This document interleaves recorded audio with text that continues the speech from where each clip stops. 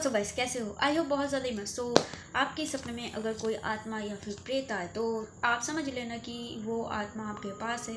And आत्मा अपनी ज़बरदस्त एहसास करवाने के लिए आपको सपने में ही हार्म पहुंचा सकती है। एंड वो आपकी रियल लाइफ ज़िंदगी में हो सकती है, रियल लाइफ में हो सकती है। वो चोट आपको दिखना, वो चोट आपके शरीर में होना।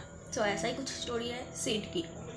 सीड एक दिन बैठी हुई थी अपने घर पे एंड उसकी जो पत्नी अदिति वो आके बताती है कि मैं 4 दिन के लिए मायके जा रही हूँ, तो तुम अपना खाने का कैसे करोगे? तो सीड बताती है कि कभी कभी तुम्हारे घर से ले आऊँगा, नहीं तो स्विगी जिंदाबाद। तो अदिति जो थी वो बताती है कि नहीं, तुम खाना मेरे घर से ही ले आना एंड कभी कभी वहाँ पर जाके भी खा सकते हो।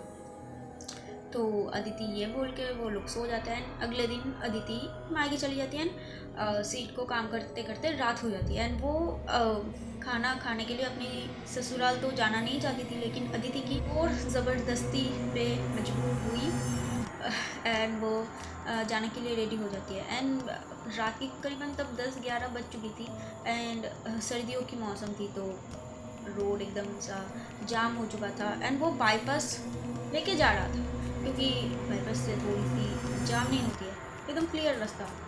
तो वो जाते जाते, एक तो अंधेरा है एंड सर्दी की मौसम है और कोई है भी नहीं उसके साथ, वो काफ़ी ज़्यादा चिड़चिड़ा हो जाती है। एंड उतने में ही उसकी जो रोड पर मतलब रोड से जा रही थी वहाँ पे एक पेड़ की टहनियाँ गिरी हुई थी, जो कि मतलब मौसम खराब होने की वजह से गिर गई थी।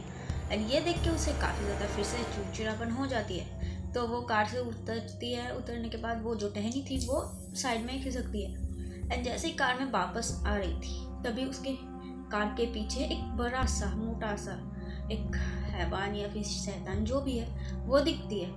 एंड ये देखने के बाद ना तो वो कार में जा सकती है, नहीं तो किसी को मदद के लिए बुला सकती है, क्योंकि वहाँ पर कोई है भी नहीं थी भी नहीं। तो वो विपरीत साइड दौड़ने लगती है। दौड़ते दौड़ते वो पीछे देखती है तो वो जो हैवान था वो भी उसके पीछे दौड़ती है।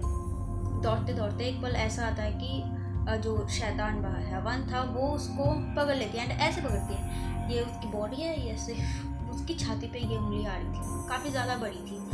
तो एंड उसके दर्द से वो काफ़ी ज़्यादा चीख रही थी, चिल्ला रही थी एंड हाँ, एक हाथ से छुड़ाने की कोशिश कर रही थी तो वो हैवान उस हाथ को भी तोड़ देता है। एंड दर्द भरी आवाज़ से उसकी नींद खुलती है एंड वो देखती है बेड पे लेटा हुआ है वो एंड कोई नहीं है उसके अगल बगल, लेकिन उसके हाथ में वही दर्द हो रही थी। एंड वो शर्ट खोल के देखती है तो वहीं पे कुछ हाथ की निशान बनी हुई थी, एक उंगली की काफ़ी बड़ी। एंड ये देख के वो पसीना पसीना हो जाती है, क्योंकि सर्दी की मौसम है, पसीना आना थोड़ा सा वियर्ड बात है, लेकिन वो पसीना पसीना हो जाती है। एंड उतने में वो अपनी पत्नी अदिति को कॉल करती है। अदिति अपने भाई के साथ घर पे आती है एंड कुछ मतलब एक मौलवी साहब को बुलाती है, हाई मतलब बहुत ज़्यादा पैसा दे के उस रात में। एंड उसके बाद उसे तावीज़ दिया जाता है एंड उसके बाद से अब कुछ हुआ नहीं उतना, लेकिन अब वो जो मौलवी साहब बताती है कि हाँ, तुम्हारे मतलब हो सकता था ये सपने में ऐसा होना एंड रियल लाइफ में भी ऐसा होना तो पॉसिबल था, लेकिन अब नहीं होगा। तो यही था आज की स्टोरी। पता नहीं कि कितनी बिलीव कर सकती हूँ या फिर आप लोग कर सकते हैं, लेकिन एंटरटेनमेंट के लिए ठीक है, एंटरटेनमेंट के लिए ठीक है।